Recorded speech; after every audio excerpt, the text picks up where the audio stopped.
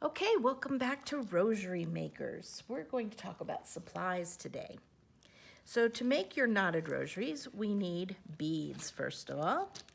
So we need Our Father beads, 6 of those, and we need Hail Mary beads, 53. So 6 and 53, a total of 59 beads. These will be bagged and you can pick them up at Rosary Makers. Usually we insert a few extra Hail Mary beads just because we may miscount or you may lose them as you're making your rosaries. And then you can accumulate your extra beads and always make a beautiful multicolored rosary at some point down the road. So nothing goes to waste. You can also bring them back to Rosary Makers if you prefer to do that. And then we will put them back into the appropriate colors. And yeah, we'll make sure they're put to good use. But I just keep my extra beads and then I make at some point a multicolored, beautiful multicolored rosary, which is beautiful. Okay, so we need our beads. So that's the first thing we need. The next thing we need are our cord. So I'm showing you a white cord, but the cords do come in various colors. There is a green, there's a brown, there's also black. Rosary Makers, I think we usually always have white and black, but we can talk about maybe trying to acquire some of these other colors. But they're kind of nice to have some variations that add some variety to your rosary making. So we need a piece of cord. It's the number 9 bonded and braided cord. It's pretty unique to rosary making. And it is cut to a length of about 60 inches or 5 feet. And that gives you a little bit of extra in case you run into some difficulties and need to cut a knot off of one of the ones that you actually knot and cut the tie at the end. And maybe you need to restart that. So it gives you a little extra to play around with, but not a lot. So be very careful with the length of your cord. Okay, the next thing we need is obviously the cord tool. So this is the plastic little blue cord tool. When we're making our knotted rosaries, remember we're using this smaller end. However, there are other cord tools out there. For some reason, I seem to break mine. I don't know how. I don't know anybody else who has done that, but my daughter always says I'm a fierce rosary maker, but I do break mine. So I have purchased myself through Amazon a brass rosary tool. And it's nice because it's got a little weight to it, and I kind of like that as well. It helps me keep everything under control a little better with the weight. And this little trough is a little bit wider, and it seems to slide a little nicer on the metal. But that's just my preference. I don't know of anybody else in Rosary Makers that even has a brass tool, but you can get that on Amazon if you're interested. Okay, the other thing that you're going to need is your crucifix and your centerpiece. And these come in various colors. I don't have those in front of me, but like gold and silver, an ivory white. This is the silver right here. The ivory white, black, brown, dark navy blue. So good variety. Even a glow-in-the-dark crucifix, but not a glow-in-the-dark center. Anyways, so those will all be available to you at Rosary Makers, so you can pick up your colored crucifix and center and your cord and your beads, and then you will already have that. The other thing that you're going to need that Rosary Makers doesn't supply is a pair of scissors. I like to do these are embroidery scissors. So they're a little smaller, which is kind of nice because you're going to kind of have to get into some, tight areas when you're cutting the tail of your knot. Anyways, so this is a nice pair. It's by Singer. That's the brand, Singer, famous sewing company. Anyways, they're really nice because they're super sharp all the way up to this very end, this very tip. It makes a really nice, clean cut. Of course, you can get whatever scissors you want. This is just my recommendation, just because they're very pointy, very sharp, and they're very short, so they can get into those tight places. Okay, so you'll need a pair of scissors. And then the other thing that you're going to need is nail polish. So any of the knots that surround the centerpiece and the knot above the crucifix, those are the areas where the cord has been cut. And so to secure that knot just a little bit more securely, we nail polish those knots. So we use a clear nail polish. I would recommend Sally Hansen Insta-Dry. It's relatively inexpensive as far as nail polishes go, and it dries very quickly. So it's great because it's just a matter of like 30 seconds, maximum a minute, for it to be fully dry, and therefore you are less likely to have your rosaries stick together or stick to itself. And then you can bag it sooner and all that. So I like the Insta-Dry type of nail polishes just because it dries much faster. So, but no matter what, it has to be clear, okay? So that's the other thing that you're going to need as far as supplies go. Some extra things would be if you would like a cleaner look to your rosaries, which that's a personal thing for me. I like it cleaner. So I don't leave the little tail on the knots that we cut the cord. I just don't like the look of it personally, but it's perfectly fine. It's beautiful.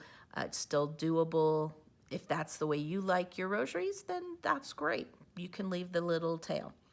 But for those of you who maybe don't like the tail like me, I have this. It's a little lighter. It's electric, so it can be recharged here. You can see on the back there's a charging place. So it's really nice, so there's no fluid or batteries needed. You just flip the switch and you turn it on, and you can see, I don't know if you can see that little, bring it up a little closer. You can see that little flame. Anyways, it's very nice to get in, again, in little tight spots to burn the tip of that cord. And then I just use the side to kind of tap it down so it kind of blends right into the knot, and you don't see that tail anymore.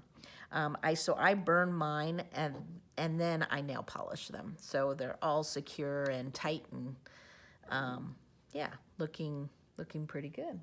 So anyway, so that's an additional thing that you don't need, but may be nice if you prefer to have that look on your rosary. So you can buy these on Amazon, Home Depot, any of your craft stores, pretty much anywhere nowadays. I think even at the grocery store. So yeah, they're nice, and they can range in different prices, but you can find them cheap in various places, and you'll like it. And it's nice because it recharges, and actually I use them all the time around the house. So that's an extra tool. Of course, in your starter kit, you have already your Our Father, your Hail Mary, your Crucifix Center, and cord. All of that is in your starter kit. It's already bagged up for you, so that's for those who are just starting out. Okay, so these are all the supplies that you need. I'm just going to leave this here. These are the kind of required supplies. So beads, crucifix center, nail polish, scissors, your cord, and your cord tool. Those are sort of your necessities. Everybody has to have that. You can add in the lighter. You can change your cord tool to a brass. And then the next thing I want to talk about is bead trays. So this is a flocked bead tray. It's really nice. It's just plastic, very flimsy, but it works great because when you are doing your beading, it's really nice to have something that's going to keep all of your beads, your crucifix center, all that kind of in one place so that it's not all rolling around all over the place. I tried doing bowls, but when you pour something into a bowl, it bounces, the beads bounce, and it's kind of noisy. And anyways, I really like these, and they're nicely flocked here with like a gray great kind of a felt or flocking. And let me just show you how nice it is. So like if you have your starter kit, so like I can open up the bag and I can just dump it into the little thing. And then I've got all my stuff right here. Let me just move all this other stuff outside of here. So you just have all this here, and then when you're working, you know, and you're putting your beads on, invariably I'm doing this, and I got like my whole set of decade on there, and I've got them all on here, and something happens, and they just all of a sudden I lose the end, and all of my beads fall off, and it's just really great to have it all fall back into this tray, so that you don't have beads going everywhere in your home. And this is really nice if you're sitting on the couch at home and you're watching TV and you get really good at making rosaries. You don't even need to look at it. You can just be watching TV. You can set this right on your lap. It's great. So not necessary, but a very nice tool. You can get these on Amazon, some of your craft stores. There's a place that I get a lot of my stuff a little bit cheaper. It's called Temu. It's out of China. So those of you who maybe aren't fond of doing anything through China, maybe that's not the place for you. But if you're looking for something super cheap, China has really great beads and these flocked trays available. Also, if you're interested, I can help you. Just let me know at Rosary Makers and I can help you obtain one of these trays if you're interested. So this is one tray. Another tray that might be helpful is this one, and you might see several people at Rosary Makers have these. This one has a cover. It's very nice. And the cover goes completely down, completely seals the whole thing. So any beads that are in these cavities will remain in those cavities. They won't even like shift to the other cavities. It's really nice. And when you are maybe have an incompleted rosary, this is beautiful to have this cover, because you can just put the cover on and put it off to the side and not worry about, oh, I gotta put all the beads away or I'm gonna lose them all. So this is really nice. And this one's perfect because of the 6 categories. Obviously we have 5 decades, so it's really nice to put your 5 sets, of 10 in there. And then I use this last cavity for my crucifix and my center. You can see how they fit in there nicely. Crucifix and my center, and then I put my last 3 Hail Mary beads, and sometimes I store my 6 Our Father beads in there as well. When I'm working on the tray, I can lay things down in these little troughs as well. I know there's one lady at Rosary Makers, she lines up all of her 10 Hail Marys and then just takes her string and it just goes right through them all really nicely, and she just pulls it and voila, all of her 10 beads are on there. But yeah, it's really nice to lay it out and to store it. So this is, again, another wonderful one, and the lid is really nice, and you can turn it sideways and nothing's gonna fall out. It's gonna stay in those cavities. Of course, when you put the cover on, anything that's sticking out, you wouldn't be able to leave in these little troughs. They have to be down into the trough. Anyways, and then you can even turn it upside down, and unless it's heavy beads, the cover will remain on, but I always put a rubber band around it just to secure it. Again, if you're interested in this, you can buy this on Amazon. You can buy them at Temu, again, TEMU.com, or you can talk to me and I can help you to obtain one of these. So let me know if I can help you with that. Again, just a nice item to have, not necessary, okay? So again, what are the necessary things? We need Our Father beads, we need Hail Mary beads, we need our cord of 5 feet, we need our cord tool, we need some sort of clear nail polish, and we need a pair of scissors.